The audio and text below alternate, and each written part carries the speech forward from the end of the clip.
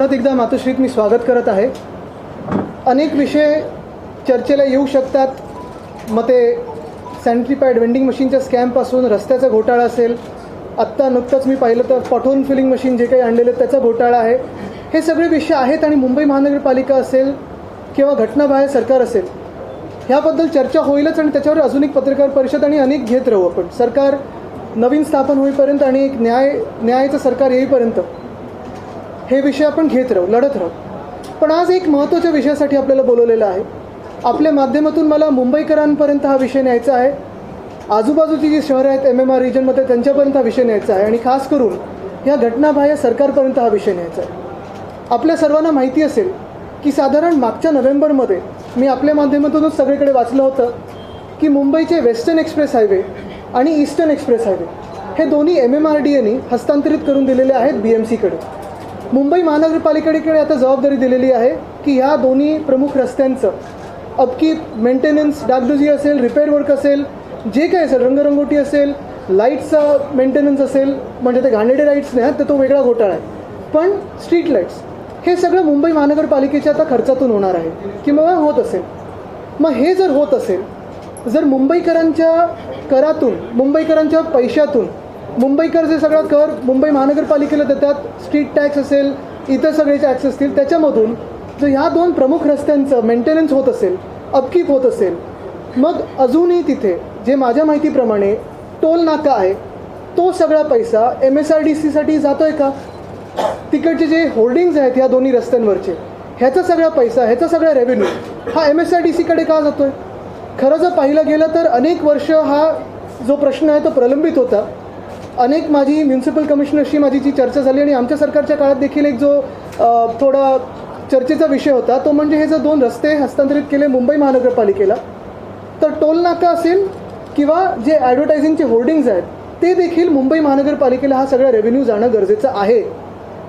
जर आपण in principal पाहिलं, जर माझी माहिती खरी असेल आणि ती खरी आहे, MSRDC अजूनही ह्या रस्त्यांवर टोल घेते जिथे मुंबईकरांचा पैसा आता वापरला जातो मेंटेनन्स आणि अपकीपसाठी. मग मुंबईकरांवर डबल जबाबदारी कशासाठी? मुंबईकरांवर दुप्पट कर कशासाठी? मुंबईकरांचं जर आपण पाहिलं तर कदाचित देशामध्ये सगळ्यात जास्ती कर हा मुंबईकर देत असतो. केंद्रात असेल, राज्यात असेल, एवढं सगळं जर आपण पाहिलं तर मुंबईला पिळून काढलेलं आहे. खरं तर रस्त्यांची परिस्थिती आणि मुंबईत जर BSTची आत्ता परिस्थिती पाहिली तर एकदमच बेकार झालेली आहे. मुंबई गोवा जो हायवे आहे, मी काल परवाकडे पण विषय घेतला की रायगडचा पालकमंत्री कोण होणार ह्याच्यावरनं खूप भांडणं चालली आहेत. प्रार्थना चालल्या आहेत, पूजा चालल्या आहेत, सगळे जे काही चालू असेल, पण गेले 7 की 8 वर्ष जी NHAI मला वाटतं 1,500-2,000 किलोमीटर एका दिवसात किंवा एका तासात रस्ते बनवत असेल, मुंबई गोवा हायवे पूर्ण करू शकलेली नाही. तसंच मुंबई नाशिक हायवे जर आपण पाहाल तर तेवढाच खराब झालेला आहे, तेवढाच बेकार झालेला आहे. मोठे मोठे खड्डे पडलेले आहेत, चंद्रासारखं दिसायला लागलेलं आहे, पण तिथे देखील दुरुस्ती नाही. आणि तिसरी गोष्ट जर आपण पाहिली तर BSTचे पण जर आपण पाहत असाल हाल जे झालेले आहेत, खरं म्हटलं तर कुठे ना कुठेतरी घटनाबाह्य मुख्यमंत्र्यांनी ह्याच्यात लक्ष देणं गरजेचं होतं, बैठका घेणं गरजेचं होतं, प्रश्न सोडवायचा कसा, ह्याच्यातून मार्ग काढायचा कसा ह्याच्यावर विचार करणं गरजेचं होतं. पण दिल्ली शहराच्या वाऱ्या चालू आहेत म्हणून त्यांना काही वेळ नसेल. पण आजचा जो मुख्य विषय आहे हा या दोन महत्त्वाच्या रस्त्यांचा आहे, वेस्टर्न एक्सप्रेस हायवे आणि ईस्टर्न एक्सप्रेस हायवे. आणि म्हणून मी कालच पत्र लिहिलेलं आहे, ईमेलद्वारे पाठवलं मुंबई महानगरपालिकेला आणि आज जे प्रशासक आहेत त्यांना पत्र लिहिलेलं आहे. त्याच्यात 2 महत्त्वाच्या मागण्या आहेत. पहिली गोष्ट म्हणजे ह्या रस्त्यांच्या अपकीपसाठी जे आम्ही कर भरतोय मुंबईकर म्हणून, ते जर मान्य असेल तर टोल नाका हा त्वरित रद्द व्हावा. त्यांनी घटनाबाह्य सरकारशी, खोके सरकारशी बोलून जे कोणी कॉन्ट्रॅक्टर्स असतील, कॉन्ट्रॅक्टर मित्र असतील या खोके सरकारचे, त्यांच्याशी वन टाईम सेटलमेंट करावा. पण मुंबई महानगरपालिकेचा पैसा न देता, कालच्या RTIमध्ये जर आपण पाहिलं असेल तर ती RTI जगासमोर आली, आपल्यासमोर देखील आली. MSRDCला 2,000 कोटी दिलेत मुंबई महानगरपालिकेने. का दिले आहेत, कशासाठी दिलेत अजून कुठेही स्पष्ट झालं नाही आहे. पण असं सगळं जर असेल प्रकार तर मग वन टाईम सेटलमेंट करून हे टोल बंद व्हावेत, कारण मुंबईकरांना त्रास होतो आणि लाखो लोक जे मुंबईत दररोज काम करायला येतात, नोकऱ्यांवर जायला येतात, त्यांना देखील त्रास होतो. आणि दुसरी गोष्ट मी सांगितलेली आहे, पुन्हा एकदा खोके सरकारला लिहून जे काही होर्डिंग आता तर अजून वाढत चालले, ते LED वगैरे डोळ्याला अनेक लोकांचे त्रास होतो, चालवता येत नाही गाड्या, तरी देखील जे काही होर्डिंग्स हा संपूर्ण रेव्हेन्यू हा मुंबई महानगरपालिकेला आलं पाहिजे. MSRDCचं मुंबईमध्ये त्या रस्त्यांवर काडी मात्र काम नाही, तिथे त्यांनी टोल कलेक्ट करू नये. ह्याच्यावर जर आपले काही प्रश्न असतील तर आपण पुढे विचारू शकतो.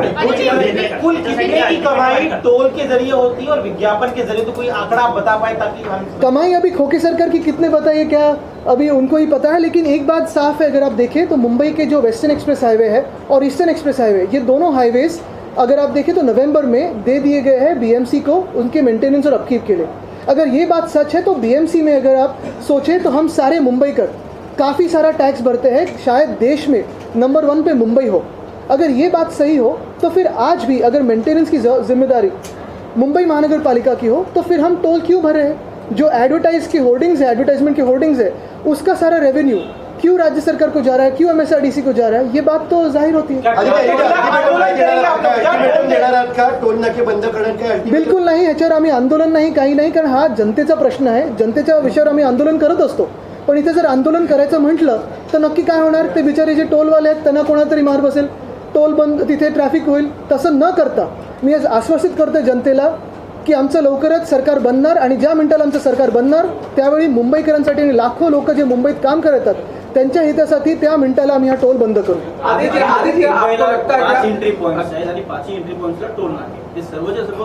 माझी प्रमुख मागणी ह्या 2 हायवेसाठी पहिली आहे. अर्थात बाकीच्या याच्यावर विचार होऊ शकतो, पण आज जर आपण पाहिलं तर हा विषय प्युअरली इकॉनॉमिक आहे.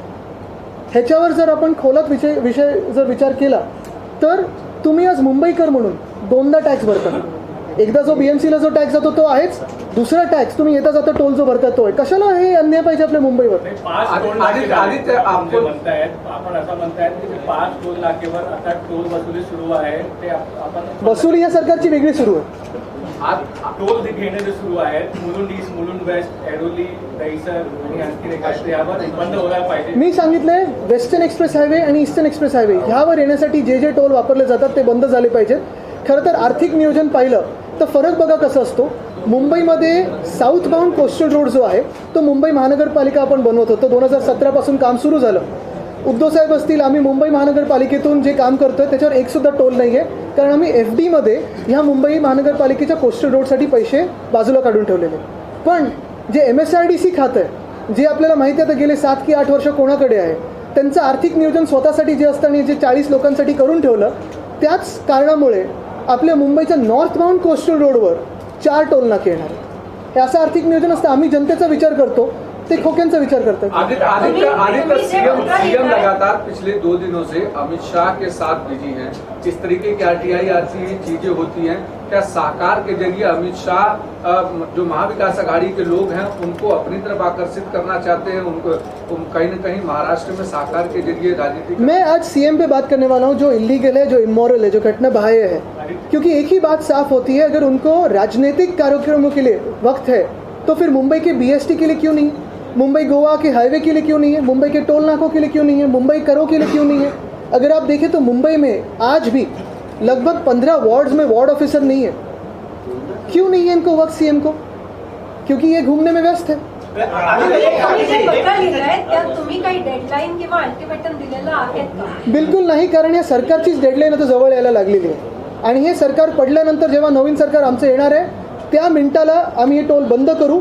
पण महत्त्वाची गोष्ट हेच आहे की खरोखर ह्यांच्यात जर हिंमत असेल आणि खरोखर ह्यांचे कॉन्ट्रॅक्टर मित्र नसतील तर मी चॅलेंज देतो की यांनी पुढच्या आठवड्यात टोल बंद करावं. BMC से स्टेट गवर्नमेंट में ट्रांसफर में क्या वजह लगती है, क्यों आवश्यक है कि जो रेवेन्यू है एडवर्टीजमेंट का, मेंटेनेंस का, वो स्टेट गवर्नमेंट को ट्रांसफर है? अभी उनके जो राजनीतिक लगाव है, आगे जो उनको करना है शायद उसके लिए होगा. लेकिन बात साफ है, किसी के पास भी वो कर जाए, लेकिन मुंबईकरों को जो करना लगे, ये मेरी मन की इच्छा है. अगर ये टोल नाके बंद अगर नहीं होते हैं तो क्या हमें शिवसेना 90 की स्ट्रीट फाइटर सड़कों पर दिखाई देगी? क्या आपकी इच्छा वैसी है? बिल्कुल नहीं, बिल्कुल नहीं. क्योंकि अगर आप देखें तो आज ये सारे जो विषय है वो जनहित के हैं. अगर आंदोलन करना हो तो जनहित में हम आंदोलन करते आए. लेकिन मैं लोगों को बताना चाहता हूँ, साफ बात करना चाहता हूँ कि आज अगर हम कोई आंदोलन करें टोल नाकों पे, तो अगर आप देखें तो नुकसान किसका होगा? जो टोल कलेक्ट करते हैं वहाँ उन बेचारों का होगा जिनका कोई इस सरकार से लेना देना नहीं है. नहीं तो ट्रैफिक जैम होगा, चक्का जैम होगा. लेकिन मुझे लोगों को कोई नुकसान नहीं पहुँचाना है, कोई इनकन्वीनियंस नहीं करना है. मुझे यही बात करनी है. साफ बात कहता हूँ कि अगर हिम्मत हो तो ये सरकार में और कॉन्ट्रैक्टर दोस्तों के खिलाफ जाने की हिम्मत हो तो टोल बंद करें. नहीं तो हमारी जब सरकार बनने ही वाली है, अगली सरकार हमारी है, तब हम ये कार्रवाई करेंगे। राहुल गांधी की सदस्यता को बहाल कर दिया गया है राज्य में और देश में भी। राहुल गांधी बताइए आपका क्या कहना है राहुल मला वाटतं एक विश्लेषण तुम्ही पण करा। आता 2दा प्रेस कॉन्फरन्स माझ्या ठरल्या होत्या, त्या दिवशी विधान भवनात येणार होतं पोडियमवर बोलायला आणि आज, आणि दोन्ही वेळा राहुलजींना दिलासा मिळालाय, तर हे तुम्ही त्यांना आता सांगा। नाही पण एक गोष्ट महत्वाची आहे की आज जे राहुलजींना दिलासा मिळालेला आहे, मला वाटत नाही हे काही सेक्रेटरीएट वगैरे दिलासा दिलेला आहे, हे जे झालं आहे ते योग्य आहे, न्याय पद्धतीने झालेलं आहे। सुप्रीम कोर्टाने त्यांना दिलासा दिला आणि म्हणून लोकसभेला त्यांना द्यावा लागला। वायनाड असेल किंवा एखादा कुठचाही मतदारसंघ असेल, असं अन्याय करून तुम्ही त्यांचं लोकप्रतिनिधी खेचून घेऊ शकत नाही। खरं जर पाहिलं गेलं तर ज्यांनी गद्दारी केले त्यांनी राजीनामा देऊन निवडणुकीला सामोरे जायला पाहिजे, पण हुकुमशाहीचं राज्य आहे म्हणून हे सगळं चाललं। कंत्राटी कर्मचारी आहेत, त्यांचा संप दीड आठवडा झाला सुरू आहे, मुंबईकरांना तोडगा निघत नाही। आपण पाहत असाल की बीएसटीसाठी कुठेही, मला तरी वाटत नाही अजून मुख्यमंत्र्यांनी एक साधं ट्विट किंवा बैठकीचं काही जग जाहीर केलं असेल। अंतर्गत बैठका झाल्या असतील की नाही मला माहीत नाही, पण खरं असे विषय आपण पाहत असाल, जेव्हा आम्ही 25 वर्ष BMCमध्ये होतो, 2.5 वर्ष राज्य सरकारमध्ये होतो, BMCकडे जास्ती लक्ष होतं। खरं आज BST दिन आहे, बेस्ट स्थापना दिवस आहे 7 ऑगस्ट म्हणजे 2 वर्षापूर्वी आपल्याला आठवत असेल माहीमला बस डेपोचं एक नवीन उद्घाटन झालेलं, इलेक्ट्रिक बसेस आणलेल्या, 3,337 बसेसचं जे ठेवायचं आम्हाला कंपल्सरी होतं ते देखील आम्ही पाळत होतो। आता बघा BSTची हालत काय होते। राहुल गांधी का राहुल गांधी को लेकर आज राहत मिली है, इंडिया के लिए कितनी बड़ी राहत? ये इंडिया के लिए अगर आप देखें तो हमारी जो अलायंस है इंडिया के लिए, वो उसके लिए तो राहत है, लेकिन हमारा जो देश है भारत, इसके लिए सबसे बड़ा एक अहम मौका है, क्योंकि अगर आप देखें तो जो हमें न्याय मिला है, सत्यमेव जयते जिसे हम कहते हैं, जो न्याय मिला है वो कोर्ट से मिला है, सुप्रीम कोर्ट से मिला है, और आज लोकसभा को वो लाइन फॉलो करनी पड़ी, सेक्रेटेरिएट को लाइन फॉलो करनी पड़ी। मैं आदरपूर्वक ये कहना चाहता हूँ, क्योंकि बात साफ है कि ये देश में अगर आप देखें तो आज के माहौल में जो भी सत्य के साथ खड़ा रहेगा उसकी आवाज़ दबाने की कोशिश हो रही है, लेकिन वो हम करने नहीं देंगे। प्रश्न असा आहे, तुम्ही आता म्हणाल की आम्ही तुमची डेडलाईन त्याला देत नाही आहोत। याच्या आधी जेव्हा तुम्ही रोड स्कॅम बाहेर आणलेलं होतं तेव्हा पण तुम्हाला विचारलेलं की याचं एक कन्फ्युजन काय आहे किंवा तुम्ही पुढे काय करणार, तुम्ही कोर्टात जाणार का, तेव्हा तुम्ही म्हणालात की नाही आम्ही कोर्टात नाही जाणार। मग एक्झॅक्टली तुम्ही जे विषय हातात घेताय हे लॉजिकल कन्फ्युजन, याचं काय लॉजिकल? तुम्हाला सांगतो लॉजिकल एंड हेच आहे की ह्या सरकारची डेडलाईन आता जवळ यायला लागलेली आहे। स्कॅम्स जे आहेत, रस्ता घोटाळा असेल, सॅनिटरी पॅड वेंडिंग मशीन असेल, मग स्ट्रीट फर्निचरचा घोटाळा असेल, पॉटहोलचा घोटाळा असेल, जे आत्ता G20 आणि जे अजून काही बेकार लाईट लावलेले आहेत त्याचा घोटाळा असेल, ह्या सगळ्या लाईट्सवर आणि ह्या सगळ्या घोटाळ्यांवर आमचं सरकार जे पुढचं बसणार आहे ते बसल्यानंतर चौकशी होणार, आणि कुठेही खुन्नसच्या भावाने नाही, पण ज्यांनी चूक केली, मग तो अधिकारी असेल किंवा कोणी राजनेता असेल, त्यांना जेलमध्ये टाकणार म्हणजे टाकणार। आज हे त्या अधिकाऱ्यांनी लिहून घ्यावं। पण हा जो टोलचा जो विषय आहे, परत मी सांगतो, सगळीकडे जी एक टेप वाजत असते की आता जनतेचं सरकार आहे, जनतेचं सरकार आहे, खरोखर कॉन्ट्रॅक्टरचं सरकार नसेल आणि जनतेचं सरकार असेल तर मी आज चॅलेंज देतोय की हे टोल नाके बंद करून दाखवा। आज बातमीवर एक पाहुणा आला होता, आशिष शेलारांनी त्याच्यावरती टीका केली आहे, उद्धव ठाकरे जरी विषारी बोलत असतील तरी विषारी साप असे कोणी सोडून दे। मला वाटतं काही लोकांवर मी बोलणं टाळतो, कारण त्यांना जशी त्यांच्याच पक्षात ट्रीटमेंट मिळते, मला वाटतं त्यांना प्रेमाची गरज आहे, थोडं प्रेमाने त्यांच्याशी बोलण्याची गरज आहे। अशा लोकांना रागवून बोलायचं नसतं, थेरपी देऊन बोलायचं असतं। सापाबद्दल एक आहे, काल बाजूच्या बंगल्यात मला वाटतं नाग मिळाला।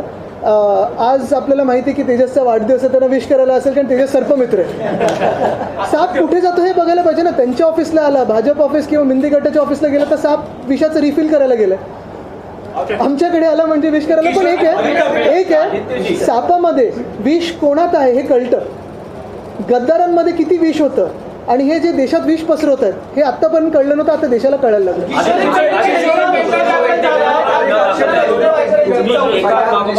घोटाळे बाहेर काढतात त्याच वेळेस तुमच्या पक्षातील किशोर पेडणेकरांवर गुन्हा दाखल होतोय, रवींद्र वायकरांची चौकशी होते। मला वाटतं मी जसं सांगितलं ना की सत्यमेव जयतेसोबत जो उभा राहिला आणि सत्तामेव जयतेसोबत उभा नाही राहणार। सगळ्यांना सतवलं जातंय, सगळ्यांना हैराण केलं जातंय, थोड्या काळाचा हा प्रश्न आहे। एक पाहाल आपण तर एका बाजूला जे काही आता मिंदे भाजप सरकार बनलेलं आहे त्याच्यात सगळेच्या सगळे A to Z ज्यांच्यावर आरोप झालेत ते तिथे टुपूक कडून उडी मारून गेलेले आहेत। ह्या बाजूला आमच्यासोबत जे आहेत ते सगळे प्रामाणिकपणे आम्ही लढत आहोत, सत्यासाठी लढत आहोत, देशासाठी लढत आहोत, आणि आज परत एकदा विषय कुठेतरी दुसरीकडे न नेता मी पुन्हा एकदा सांगेन की आजचा विषय जो आहे सर्वात महत्त्वाचा आहे. आपण जर खोलावर विषयाचा विचार केला तर एवढंच आहे की वेस्टर्न एक्सप्रेस हायवे आणि ईस्टर्न एक्सप्रेस हायवेवर दुप्पट टोल किंवा दुप्पट कर लावला जातो आहे. कारण मुंबईकर हे स्ट्रीट टॅक्समधून किंवा प्रॉपर्टी टॅक्समधून पण BMCला कर देतात आणि ह्या टोल नाक्यातून देतात. माझी मागणी हीच आहे की ह्या दोन्ही हायवेवर ॲडव्हर्टाइजमेंटचा जो रेव्हेन्यू आहे तो मुंबई महानगरपालिकेला यावा आणि जे टोल आहेत ते बंद व्हावे.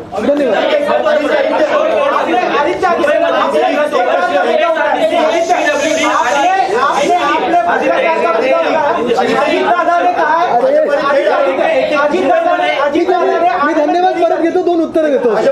मुंबई शहरामध्ये BMC सोबत MSRDC, PWD आणि BPT यांचे आणि MMRD यांचे देखील रस्ते, मग त्या रस्त्यांचं जर काय तिकडे नाही, पहिले जसं मी सांगितलं ना BPTला टोल नाही अजूनही. त्या साईडला टोल आहे. मी जसं सांगितलं पहिली गोष्ट म्हणजे तिथे ते सगळं मेंटेनन्स BMCकडे नाही आहे.